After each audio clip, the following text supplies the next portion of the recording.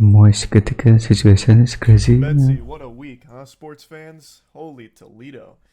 Yeah, so MoistCritikal's in a big oopsie-poopsie situation here. It reminds me of the Basically talking about himself. time in Moonfall when Casey Houseman sacrifices himself and dies of cringe to become the moon. Yeah, so, being serious now, since this has become such a big issue, I've been in a lot of drama recently. I'm in hot water, and I'm biting on the fart bubbles that pop up in the bathtub here. It is a lot. So let's start with the most recent one today. My retirement. I didn't know I was retiring. That's news to me. I'm as shocked as all of you are. I had a ton of fun last night playing a game called Spread misinformation Clicking, which is basically like a cuckoldry simulator, but for clicking against like the Lorax in a hotel room. And I just did like an old school gameplay commentary video. I was bubbly, full of jubilation. I posted it today only to learn that I'm just a big old liar. Liar, liar, plants for hire, I suppose. Apparently, and I didn't know this until I posted the video, everyone was under the impression that I was quitting the internet. So I started scratching at the hair on my chinny chin, wondering, when did that happen? Was I sleepwalking? Do I have somnambulism? Is this some kind of, like, you know, Fight Club situation? He lost the time. But instead of, like, Tyler Durden, I have Charles Turden here that's just making wrong announcements. It turns out the patient zero behind all of this was a post Jackson made announcing that I would be leaving the podcasts, which is something I thought about periodically for quite a few months now. Mainly because I started to recognize that I was becoming the very thing I'd make fun of with being chronically online. Like, I just was always online, and the podcasts were a big proponent of that, and I just kind of wanted to scale back the amount of time I spent online. So, and I kept Jackson in the loop the whole time here about where my head was at, and last week I told him, hey man, I think this is going to be where I hang up the jersey. You can put it in the rafters, throw it in the dumpster, but I think I'm just going to be, you know, sailing off into the sunset here and just reducing the amount of stuff I do online. Which he completely understood, so he made the announcement just letting people know that, and then that got spun on Twitter and Reddit as MoistCritikal's taking an indefinite hiatus and quitting the internet, fundamentally. Don't know when I'll be back, he's done with the internet because of all this controversy. Put two on his grave, he's gone. When looking at people just extrapolate. the post, I don't even know where that's coming from. It's literally just talking about the podcast and me just stepping away. Like, it doesn't extend beyond that. I can't even wrap my tiny noodle around how anyone could perceive this as me being done with the internet entirely, but that's the story that they ran with, and that's what most people saw, not the actual post. So everyone thought I was quitting the internet, so I posted that video that I was really happy with, because it just felt like an OG old school video that made me happy, and then bang, just a flood of comments and dislikes all saying shit like, how could you fucking deceive us? I thought you quit, huh? What happened to leaving, huh? I just read this post on Twitter from an account that had a profile pic of titties photoshopped onto Thomas Edison that said you were done and had 50,000 likes, so I know it was true, and you're just a fucking liar. I can't even just peacefully walk away from some projects without it being a massive fucking reaction over actual nothing burger information. And trust me, no one has a palate more refined for nothing burgers than me. I have ranted about the stupidest shit of all time, but this was mind-boggling even for me. So to set the record straight, no, I'm not retiring, despite what the experts are telling you. All I did was walk away from a couple of projects. Like, that's really it. Like, that's a pretty normal thing to do, especially when one of them I've been doing for like 8 years. I really didn't think it was that deep, especially not deep enough for how big of a story it's become with all of the wild narratives running around about the true reason that I stopped doing it. So let's get into that drama. I talked about it on stream, I don't even know how many times at this point, but we'll just talk about all of it in this video here. So, when covering the Ava Tyson situation, I was attacked by a lot of people for not being here comes. even though I covered it within like the first 6 hours. People were unsatisfied that I hadn't made a video within like the first 20 minutes of it dropping. And then when I did finally finish the full video covering all of it, it was another massive problem where now I only did it out of an obligation because people called me out, and then I also got accused of being a transphobe because I didn't use Ava Tyson's preferred pronouns, which were she. Okay, that. Her. I didn't know that. I thought just calling Ava Tyson by her name was okay, and I had also heard when I went to yes, report she transitioned that, so I think it's thing, someone referred to Ava Tyson okay to call him. They. So I was truly under the impression that that was okay, and for that I was annihilated by a good chunk of Twitter, and then annihilated by another good chunk of Twitter because I called out Sneako, who was the main proponent about me covering for Mr. Beast to keep the collab alive. I wasn't talking about Ava Tyson because I wanted the Mr. Beast collab. And I talked about how absurd that statement was, especially given his history with fighting against the age of consent. He's been very vocal about how much he hates the age of He's already in Mr. Beast. Why would he want another? Consent. And so I talked about that briefly at the end of the video, which then changed the whole narrative for a lot of people, where I never talked about Ava Tyson and only talked about Sneako. So he will keep silent if he want to go to Mr. Beast again, It and was then a complete lose-lose, because if I he didn't go silent, so I don't say why talk Paul about can what may have. Sneako was saying, I would have been called a coward for not addressing it and talking about, like, well, he was going to cover for Mr. Beast until Sneako called him out. So, like, if I didn't do it, I would have been attacked. I did do it, Okay, still got then. attacked. It really was unwinnable. But from that spawned a conversation where I talked to Sneako directly, because he was very upset that I was talking about how him rallying against the age of consent is pedophile arguments, like defending.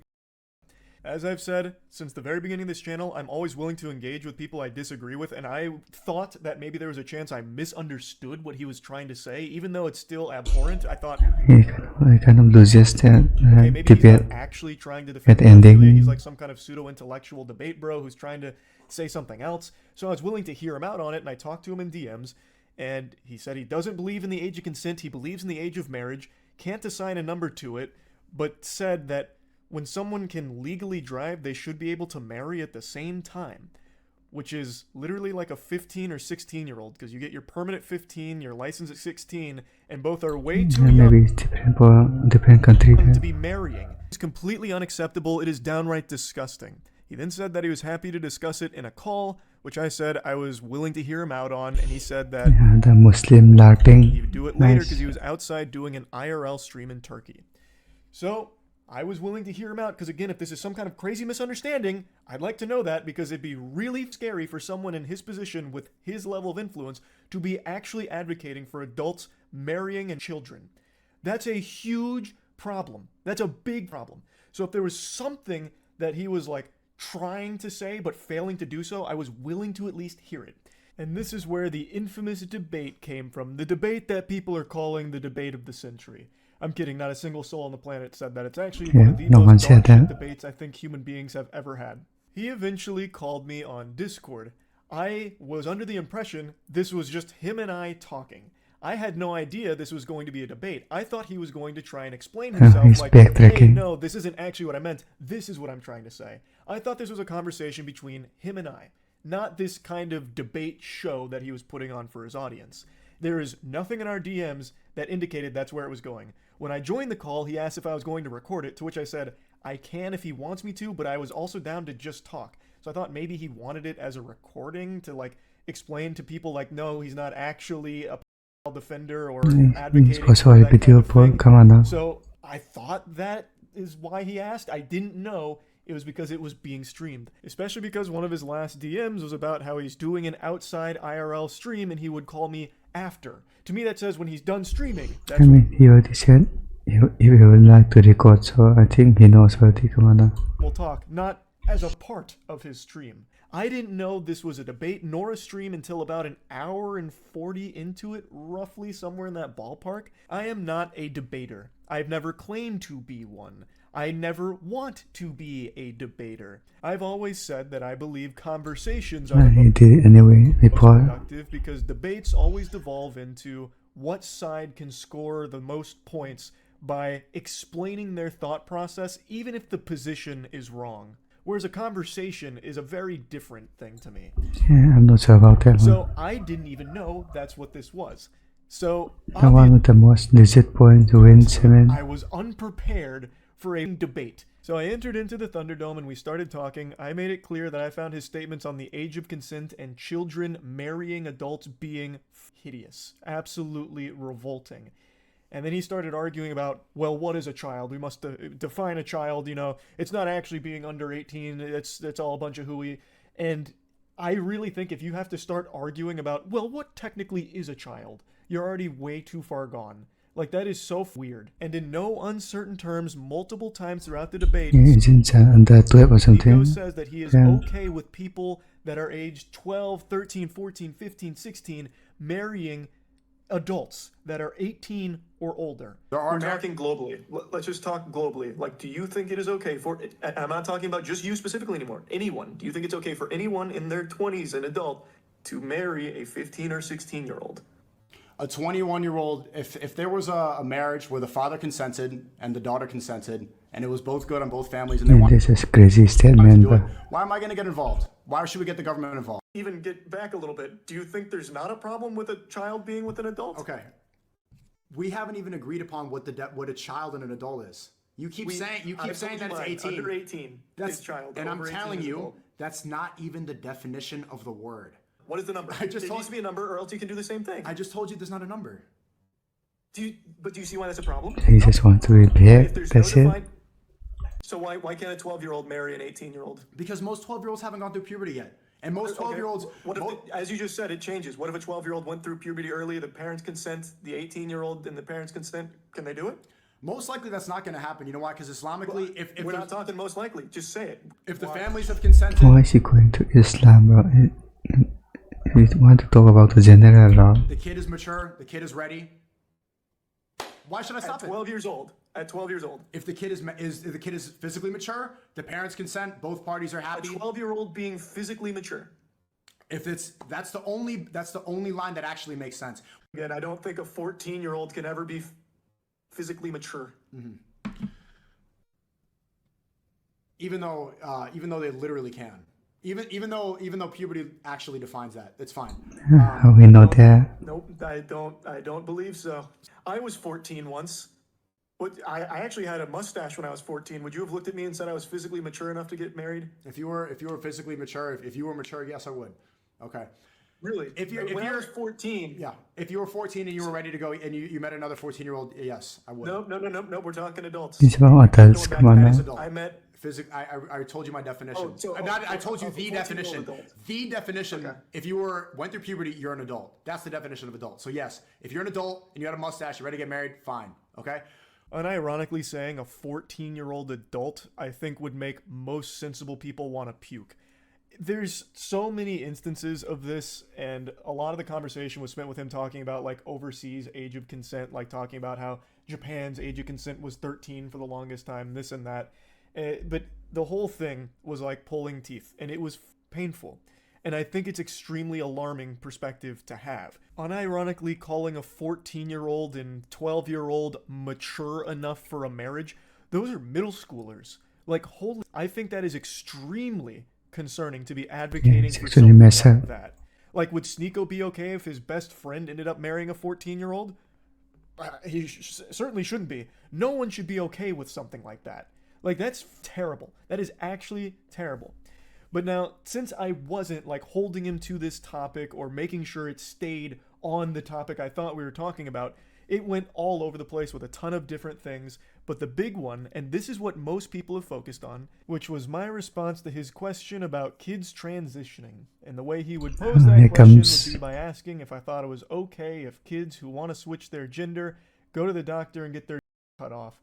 Is it okay if a 9-year-old goes to a doctor and gets their cut off right then and there? And when posed with that question, I replied with yes. And I've talked about this on stream many times now, and I'll talk about it again here. A brave tech, finally. He was talking in hyperbole. I thought he was just exaggerating, being over the top, talking about the entire subject of transitioning. I had no idea that I don't think that's hypothetical. any living, breathing human being actually thought that that's how transitioning works. Where you just go into a doctor saying, I feel like switching genders, and they lay you down on the operating table and just snip your fucking meat off. I didn't know that that's what he actually believed. I didn't know he was speaking literally. I thought he was just referring to the entire process of transitioning and just using this over-the-top statement to encapsulate all of it. Because you literally cannot get that I'm very confused as to what he's surgery saying. unless you are 18. Yeah, like, you actually have to go out of your way to be that stupid on the topic than you would just spending a couple of seconds looking it up. There are very rare cases where someone under 18 has had that surgery performed. That's not common. So I really didn't think that someone could be so dumb on the topic. I thought he was just speaking in hyperbole. I think under 18 you can do surgery, right? Which is my Gender mistake. I change. should have been more clear instead of making an Or assumption maybe I wasn't aware of the topic. that he was talking about something nuanced in an over-the-top way. I haven't hid this take, and it's not a new take from me. I've talked about this a couple times throughout the years on stream. I have no complaints if a kid gets interested in transitioning and starts talking to their family about it. So their parents start talking to doctors, the kid starts talking to doctors and therapists and all of this, because the process of transitioning is one that takes place over the course of many years. It's not something that just happens like that. And I'm also not afraid that's to true. admit that I am not the most educated when it comes to transitioning. I am not someone that has a ton of knowledge about the subject to be speaking on it in a really in-depth manner. But even I know these very surface level things that everyone has easy access to understand. It is a long process. And I have no problems at all if a kid gets interested in that process and starts going through that process with proper care.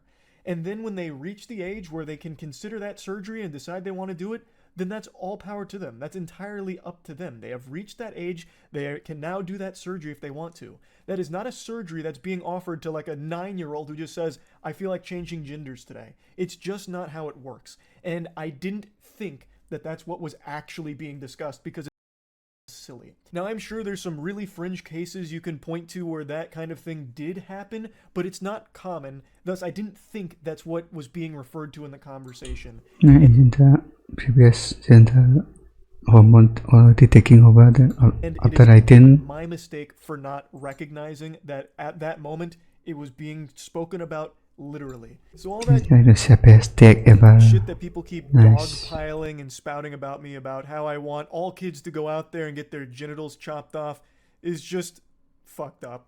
Like it's so ridiculous. I recognize I did a horrible job of arguing in this debate, which isn't surprising considering I don't debate. This is not You took an something L that's on my this one. skill set, which of course led to some embarrassingly dog arguments. Like the one I've seen people reference a couple times is when I briefly mentioned sports in this topic.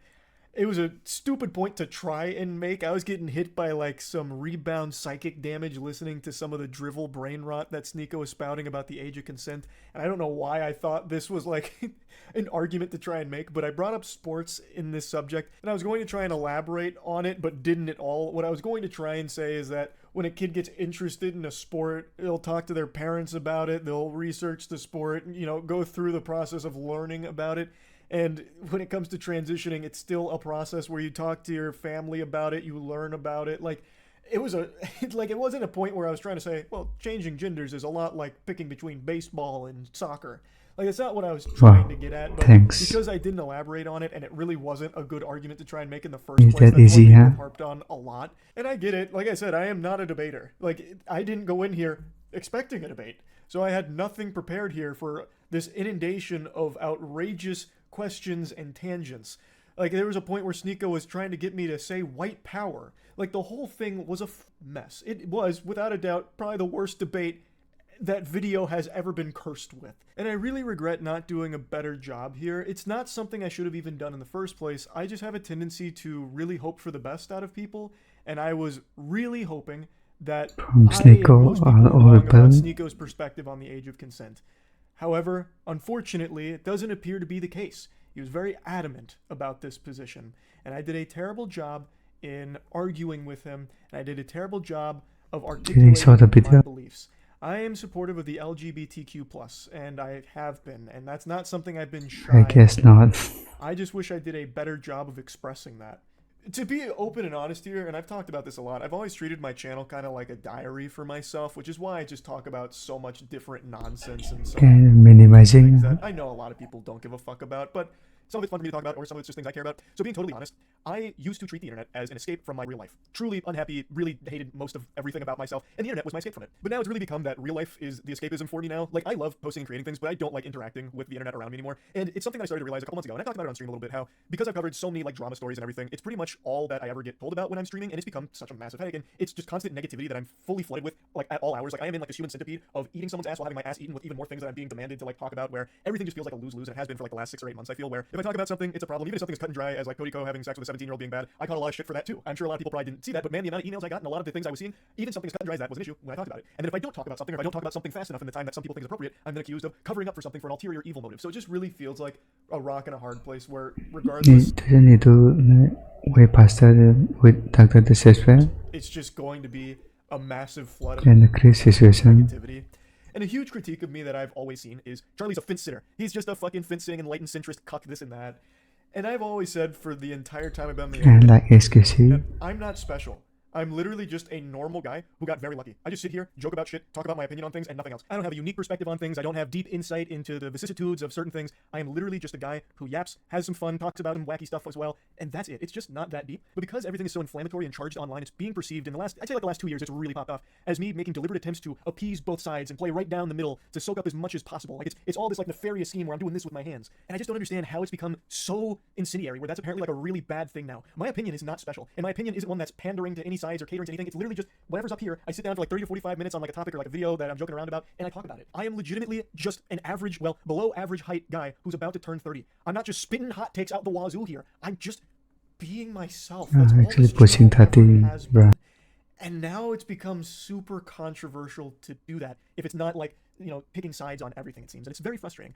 For the longest time, it was just me having fun. And for the most part, it still is. But I've started to recognize over the last few months that some of the things I do just really aren't fun for me to do, and I've been doing them out of obligation. Mainly internet drama. When I initially started covering drama so many years ago now, it was fun because it wasn't as serious. Like the stories were a lot, you know, more quirky. It was easy to get invested because it was kind of just like a soap opera, like a really dumb soap opera. But recently it's been much more serious, and I feel the need to talk about these things because a lot of them are extremely serious with very important topics to discuss. But it has become draining. As much as I never wanted to admit it, I've started to recognize that my mood is immediately impacted by whatever I read on Twitter in the morning. If that's some horrible stuff about a creator or what have you, it immediately affects my entire day and my whole outlook on the day. Now I know, whack, all the ambulance, get some french fries, about having to talk about drama. What a stupid problem to be upset about. And at least you I'm can just trying monetize to it. explain that it hasn't been as fun recently. It hasn't. And the main thing, if you've been around the channel for a while, is I've always wanted this to be fun and never feel like a job. And as hard as it is for me to admit this, a lot of this kind of stuff, it has just started to feel like less fun and more of, well, gotta do this because I'm expected to. Like anytime I go live, most of chat is just telling me about the latest in whatever's happening in the creator space or some other like extremely negative thing going on. And it's like, okay, well, I'm going to have to learn all about that once I turn stream off. So I spend a few hours learning about these things, and it's all just really upsetting stuff. Like it's not happy. It's all very sad, bad stuff. And it's been making me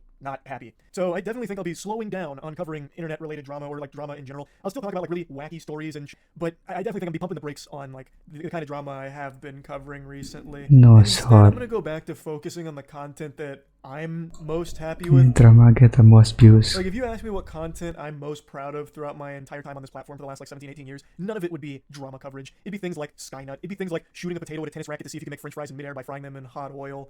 It's shit I like mean, that's what he likes, so and I think I'm whatever. gonna go back to that kind of stuff as opposed to the direction that I have been going recently. I mean, he can do both drama and So, gameplay. yeah, I mean, this was a lot to go over Okay. here, but I hope this has cleared everything up. And Yeah, yeah, still with the link that's there really then. about it. Okay. Yeah.